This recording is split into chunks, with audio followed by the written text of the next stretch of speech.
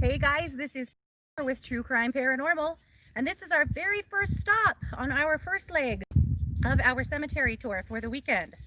So we're currently in the Lost River Cemetery in Moore, Idaho, little tiny old cemetery, and we have a few things we want to show you. So first of all, we have had friends. Ever since we got here, we've been accompanied by two little cow dogs that apparently are next door neighbors to the cemetery. So that's Myrtle. We named her.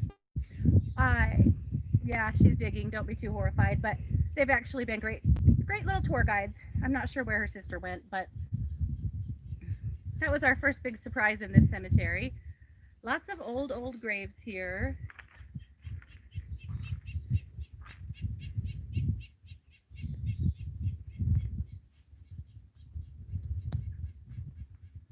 And here in this grave, or this cemetery, we're going to focus on the headstone I'm standing next to right now.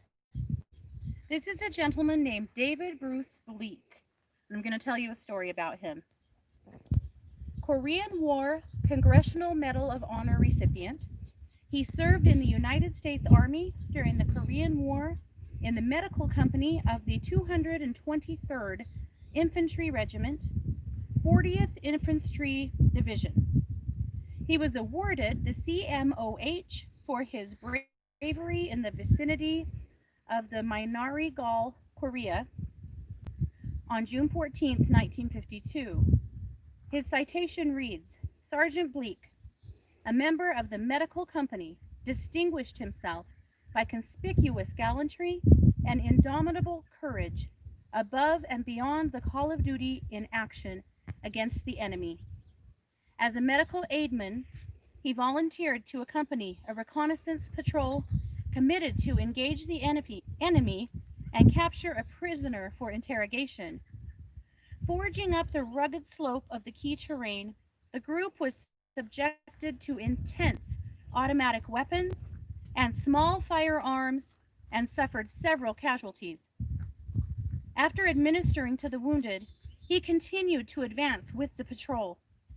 Nearing the military crest of the hill, while attempting to cross the fire-swept area to attend to the wounded, he came under hostile fire from a small group of the enemy concealed in a trench. Entering the trench, he closed with the enemy, killed two with his bare hands and a third with his trench knife.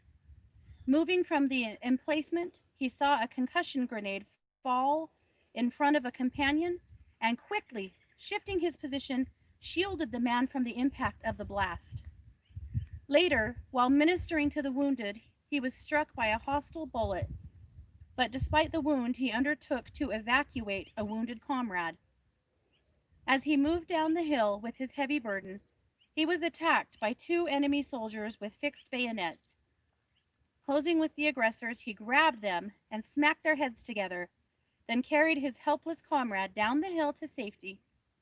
Sergeant Bleak's dauntless courage and intrepid actions reflect the utmost credit upon himself and are in keeping with the honored traditions of the military service. He was cremated and his ashes were scattered. His family erected a memorial for him here in the Lost River Cemetery in Moore, Idaho. So thank you, sir, for your service. We thought that was a pretty fun one to share. And then the last part of this cemetery tour is we have two of our littlest empaths with us, and they're going to give us the empath report from all of the cemeteries we visit. So we're going to go ahead and turn to them now, and they'll tell you what they picked up on, what they felt in this cemetery. What did you feel in this cemetery, Mia? Usually I feel pretty welcome in cemeteries. It's kind of like they want you to be here and remember their stories, but today I feel very get out of here. It doesn't feel very welcoming, I guess. Feels Why kind do of you eerie. feel unwelcome, Mia? What did you do to make yourself feel unwelcome? So there is a very old tombstone with a cup on it, and so as soon as I touched the cup, I felt like someone had just told me, like, oh, that was a really bad choice. You need to leave.